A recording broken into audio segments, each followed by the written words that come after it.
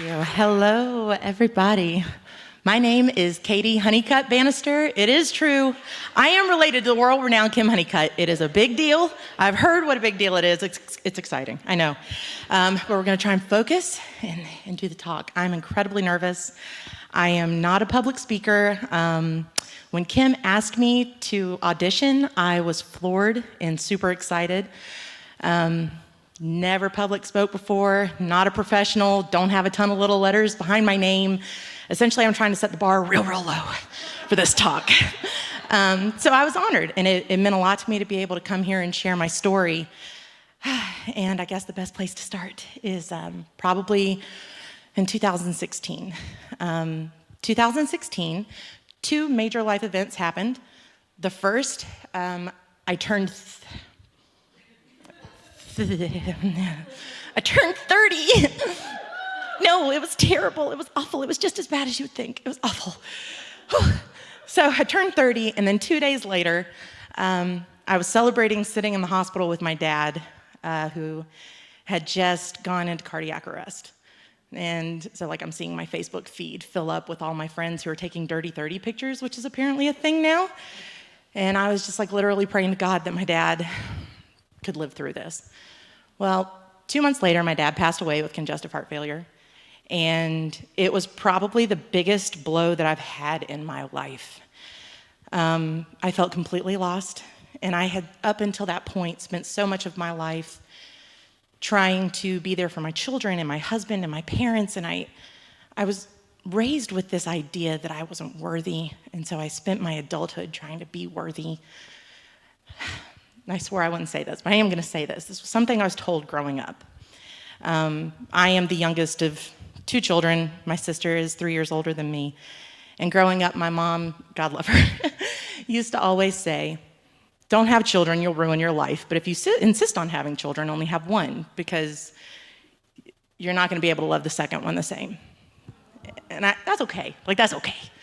I grew up knowing that, though, and I grew up feeling that, and I spent so much of my life trying to be worthy.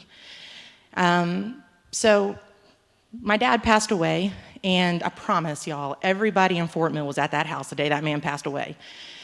And his brothers came in, and my aunts and cousins, and I kept telling them all how sorry I was for their loss, because even at that moment, I felt like I needed to console them. Even that moment could not be about me.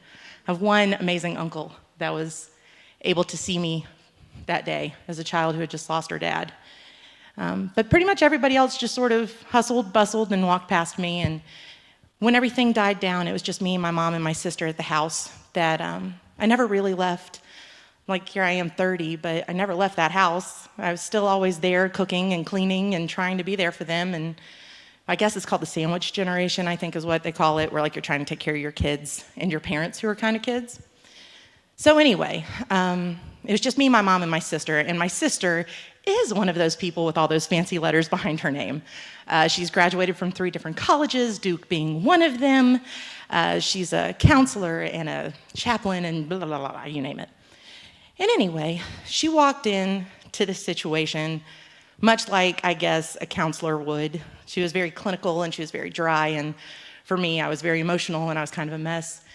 And when the dust settled and it was me, my mom, and my sister sitting on the patio, I went into the house, started cooking dinner. And I remember standing at the sink shelling shrimp. This is just a really powerful memory to me. I remember standing there shelling shrimp as I had done 100 times before, but the only thing that was different this time was my dad was not there with me. And see, while I wasn't out making friends and getting dirty 30 pictures, I was making friends with my dad. My dad had become my best friend, and he had an amazing character, an amazing way about him, and I did start to feel seen through my dad. My dad had this great way of meeting you right where you're at and always making you laugh, and even if what you say makes no sense, he could make a joke of it, and it was awesome. And he was this great lubricant for me, my mom, and my sister, because the 3 of us did not get along so well. And I was shelling shrimp at the sink, and I felt my sister's hands on my shoulders, and what she said was, "Sissy, how can I be of most use to you at this time?" Which I thought was a very condescending thing to say, and the way that she said it, I thought it was condescending, and it irritated me. But my answer was, "Please just see me." And my answer irritated her because that's how bad our communication was at the time. Because it was like this weird, cryptic, indirect way of saying what I need. I need you to see me. And what I meant was, don't look at me as your idiot little sister. Don't look at me, whatever you think you see in me. Like, please take a minute to actually see what I've been doing these past few years, bouncing around in hospitals, trying to raise my children, trying to go to college myself, trying to hold the world together. Like, see me, please. And she kind of rolled her eyes at me and walked away. And I went back on the patio with my mom and my sister, and I was absolutely fuming and shaking my fist at the sky, wondering why God took my dad, because Dad was the one that made these situations bearable. Like, why did you take my dad? And all of a sudden, my phone rang, and I looked down, and I had a text message. And the text message literally was 3 letters. It was ICU. And I was like, God, is that you? Like, wow, I've heard of God speaking to people, but this is a little creepy. And then I got a second text message that said icuTalks. And it was Kim texting me about icuTalks. I mean, I didn't know icuTalks existed. I lived down in Fort Mill, not up here. I just didn't know. And so it was Kim inviting me to icuTalks. And I don't even think it was a month after my dad passed away that I was here. And I remember coming up to the front door, and the lady asked my name, and I said, Katie, and her face lit up. And she was like, Katie? Like, Kim's Katie? And I was like, yeah, like that one. No one's ever excited to see me. And like, you people don't even know me. Why are you excited to see me? But it stayed that way. It stayed that way. I came in, and me as a person, I'm really like reserved and shut off and shy and nervous to start with. And I came in, and I sat in the very back corner with my head down and my shoulders hunched. But I remember watching people stand on this stage, telling their stories, and they had so much peace because of God and how they found God. Like, I would watch people stand up here missing limbs, missing children, going through things way worse than I ever went through, talking about how the power of God not only pulled them through, but now they can look back and they're happy. They can see where like the difficulties in their lives were to bring them closer to God. And I was completely obsessed. And because I live down in Fort Mill, it's kind of a trek to get up here. But fortunately, icuTalks is on YouTube. So yes. So I started watching every icuTalks that ever existed on YouTube. And that was great. And I just wanted what these people had. They just seemed so confident and so at peace. And I was so miserable and devastated, and I wanted that. So I guess I started... I guess it's fake it till you make it. I started reading the Bible. I started trying to find a church. I started trying to do all this stuff. But the struggle that I have is when I was coming up, we went to church every Sunday, but we didn't go because we were trying to understand God. We went so the neighbors knew that we were going. So that's how I sort of looked at church, was not like you're really supposed to get anything out of it, but you're supposed to go so everyone knows you're there. And that was a hurdle for me for a really long time, but I just kept reading my Bible, and I just kept praying for God to really help me understand, help me figure it out, I guess. And I kept telling myself that I was putting God first and that I was living my life for God. But I guess God came around and proved to me that I wasn't.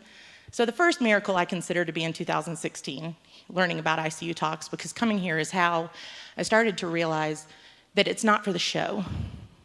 That really, God is real, God is amazing. And through the testimony of people just standing up here being raw, real, shaky, no notes, like so many people are telling you, God is real, and here's their testimony. But I did have this block, I guess, and this is where the second miracle God worked in my life came. I wanted to believe that I was using God to get through all of my hardships and my heartache and my grief, but I wasn't. I was totally drinking. Just like a Honeycutt would, just like I was raised to do, I was drinking. And then when I get done drinking, I'd praise the Lord. And I just didn't want to believe that I couldn't have them both, you know? But I hit what they call in AA as like my bottom. Alcohol like eventually just turned me into a person that I'm not. And that's how I was trying to handle all of the sadness and the grief, was just drinking it away or drinking it down. And one day, my husband and I got in this massive alcohol-fueled fight. And I remember just sitting there crying, sniveling mess, and all of a sudden, my phone rang. And I know this sounds like I'm making this up. I swear I'm not. My phone rang, and it was a woman I had never talked to before in my life. She was at, when COVID first happened, AA meetings went online. And I was dabbling with the idea of quitting. Certainly wasn't going to commit to it, but I was thinking about it. And I put my number in this chat. And that was like 2 or 3 weeks prior to this event. Anyway, I pick up the phone, it's this strange lady telling me that she got my number out of that AA and wanted to talk me through sobriety. And I was like, well, maybe this is a sign. Okay, maybe I'll give this a shot. And it was with her support, pulling me and pushing me, that I was able to scrape through the first 3-4 months of actually facing what I was experiencing, facing my feelings. And it was hard, and it was scary, and it was difficult, and I didn't like it. But that was when God really started to work in my life. Because at that point, like, it was almost like alcohol was protecting or hardening this part of my heart that God needed to fix, and I wasn't letting him at that place if I was drinking. And so now, as of January 7th, 2022, I'm a year sober. Thank you. Thank you. And I really never thought that would happen, but like now, after an entire year of faking it until I make it, I don't think I'm faking it anymore. Like, I have experienced something now that is so meaningful and special that I want to stand on this stage and share it with a bunch of other people. Because if there's anybody out there now, kind of like I was then, sitting in the back, hunkered down, sort of wondering, why am I here? Just keep coming. And I really believe at this point that God has continued to breadcrumb me all the way to where I am now, which I've certainly got a long, long way to go. But when people talk about, you know, the power of God or God taking control, he really does, and he really can if you stop and you let him. And I know I've got like 3 minutes left, but that's what I got. So I promised I wouldn't bring notes. That's what I got.